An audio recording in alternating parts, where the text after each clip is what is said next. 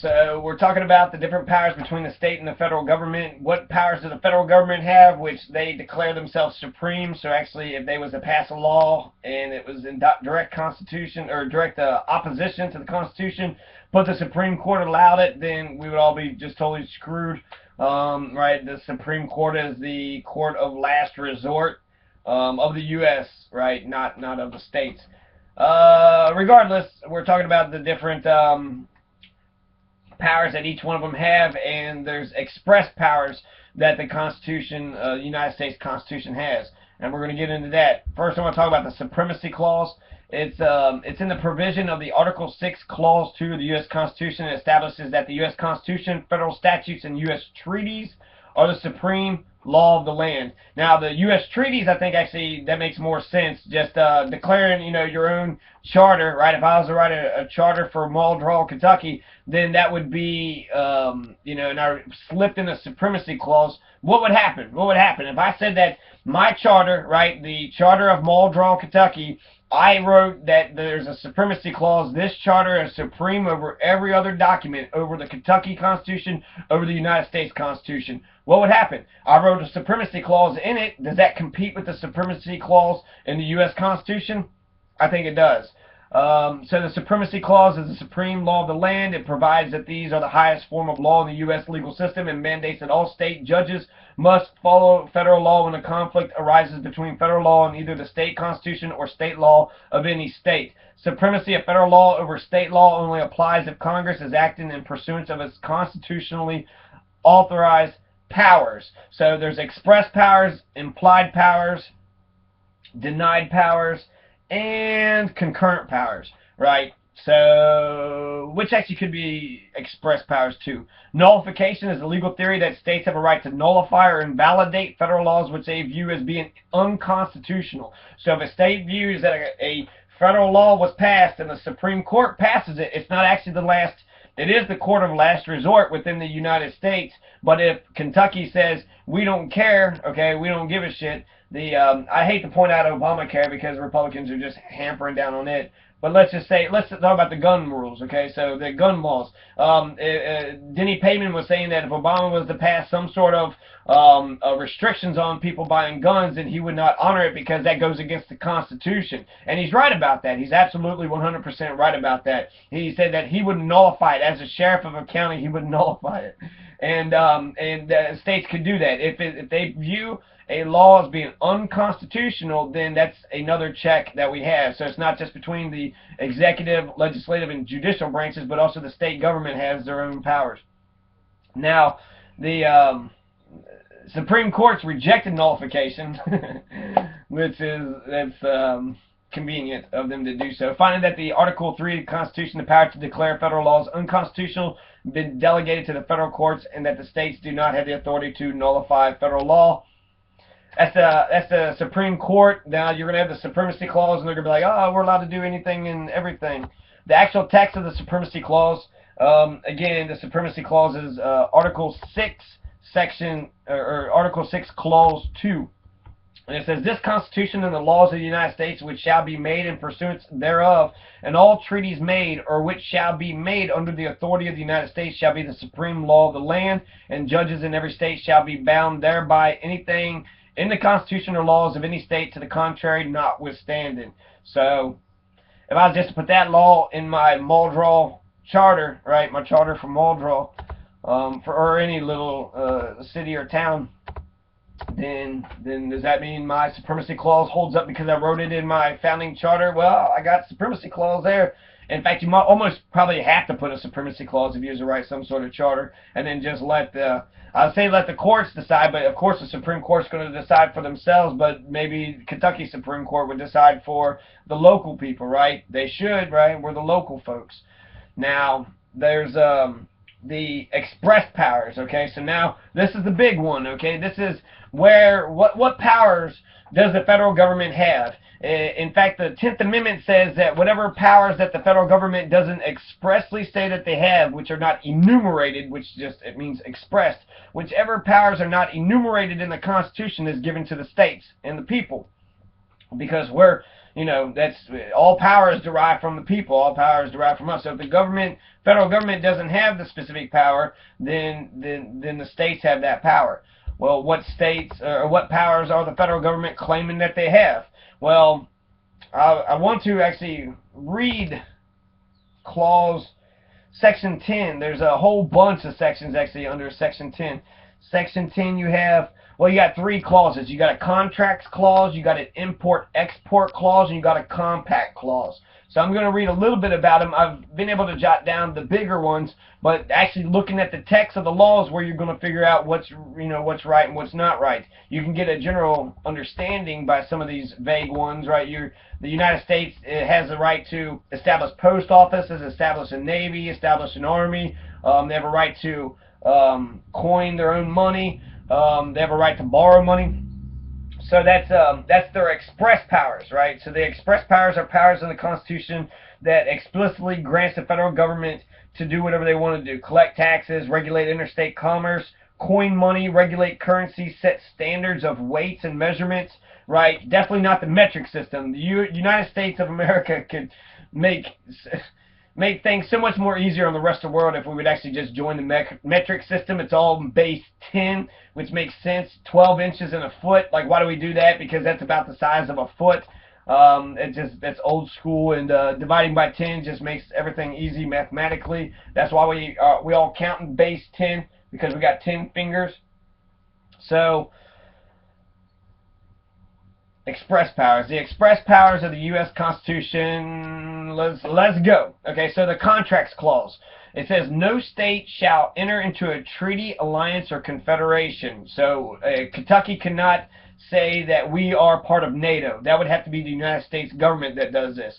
Kentucky and Russia could not form an alliance if they wanted to, because, well, it'd be illegal under the U.S. Constitution. So Kentucky and Australia, or Kentucky and Canada, or any other nation on this planet, we're not allowed to enter in any treaty, alliance, or confederation with them because of the Section 10 of the U.S. Constitution, or Article 1, Section 10.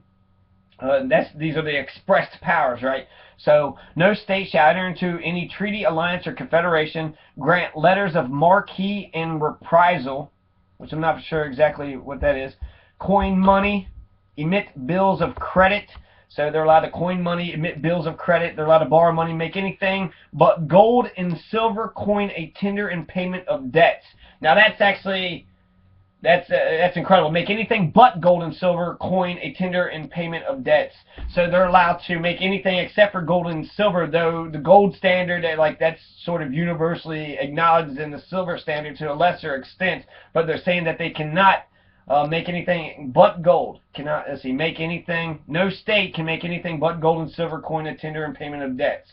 So I don't really know what that means. I think that's saying that the United States can issue greenbacks, and you can, you know, pass your greenbacks around, the dollar bills, and you can't make your own currency, but you're allowed to have gold and silver as currency. There was some state that actually did that said that they would accept gold and silver for payments of debt, and for also Bitcoin. Bitcoin was making a big comeback, right? But let's see. Pass any bill of attainder, which is, I think, an ex post facto law. This is the telecommunications industry. They had given all the information of the American people. AT&T and a lot of these cell phone companies had passed a lot of information to the National Security Agency because they were tapping everybody's phones. But once it found out that they had did that, they had passed an ex post facto law, even though it specifically says in Clause 1, Section 10 that they're not allowed to do it. So, you know, again, there's laws that's written down, but that doesn't mean they're exactly followed. Sometimes they'll find a loophole, or they'll use a different law, even though the Privileges and Immunities Clause, the states have the right to issue marriage licenses. That's not the federal government's job. But the state can issue a marriage license. If the state says that gay marriage is not a marriage, well, then that's what the state says, and therefore a license doesn't have to be passed out. But that runs in counter to the Privileges and Immunities Clause, because Privileges and Immunities Clause says that anybody who has you know, you have to respect the other states' laws that's going on. So while the state gets to regulate marriage, they also have to respect other states' laws. Which one wins? Well, you know, you put it in front of a judge, and then the judge decides it. The legislator can pass a law which sort of strengthens the laws that's on the books. The courts can make their own decisions. And I don't know. It really just comes down to what you know, we as a people decide, or what the judges and the governors and everybody else, you know, the people in power decide. There's a law impairing the obligation of contracts. So the contracts clause, you have a right to enter into a contract. The state cannot. That's a denied power of the state. You cannot stop somebody from entering into a contract. And also, you can't grant any title of nobility, so you can't say these are the elite, they're the nobles, so therefore they are untouchable. The rule of law says that everybody is under the law, including the rich and powerful. So, again, I just read the words straight up. You can interpret them however you want to. But the Article 1, Section 10, Clause 1, no state shall enter into a treaty, alliance, or confederation. No state shall grant letters of marque and reprisal. Coin money. No state can coin money. No state can emit bills of credit. No state can make anything except for gold and silver coin a tender of payment of debts. No state may pass a bill of attainder, ex post facto law, or a law impairing the obligation of contracts, or grant any title of nobility. So the states cannot do any of these. These are all denied powers of the state, and they're denied because the federal government has these powers. Okay, so the federal government has the right to coin the money. They have a right to emit bills of credit, right? They can have extend, right? I don't know if they're borrowing money, but just extend credit to whoever. We will pay for, or I don't know, but the right. Okay. So letters of marque. I kind of actually went to look at this. The letter of marque in the days of fighting sale. Letter of marque and reprisal was a government license authorizing a person known as a privateer to attack and capture enemy vessels and bring them before admiralty courts for condemnation and sale. So privateer, that actually sounds like a mercenary. So you're not allowed to have mercenaries. You can't just send out contract killers.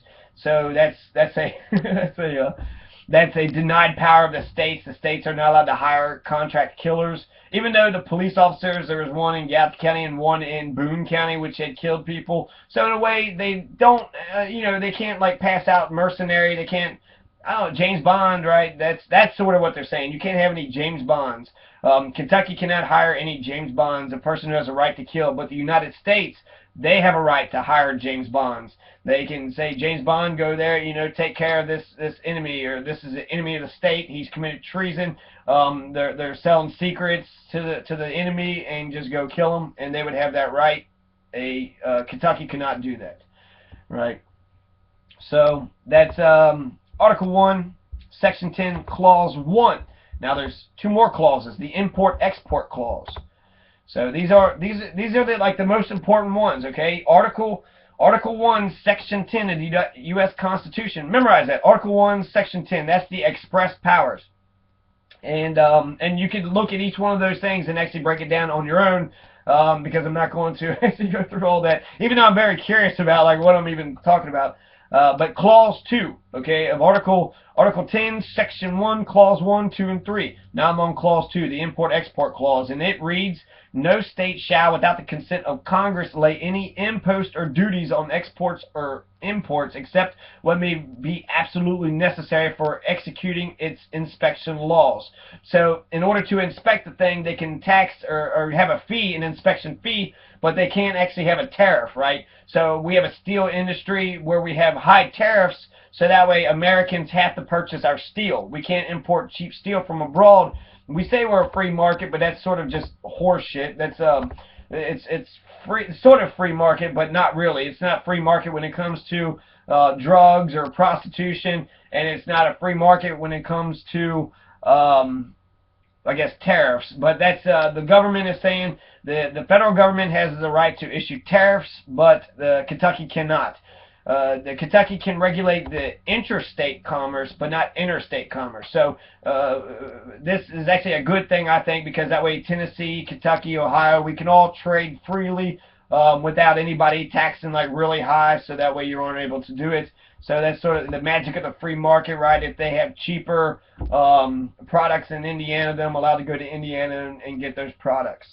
So no state shall, without the consent of Congress, lay any impost or duties on imports, except for the fees for the inspection laws, and the net produce of all duties and imposts laid by any state on imports or exports shall be for the use of the Treasury of the United States, and all such laws shall be subject to the revision and control of Congress. So if they do have any duties for exports and imports, it'll go to the federal government, right? So it'd be pointless for a state to even do that.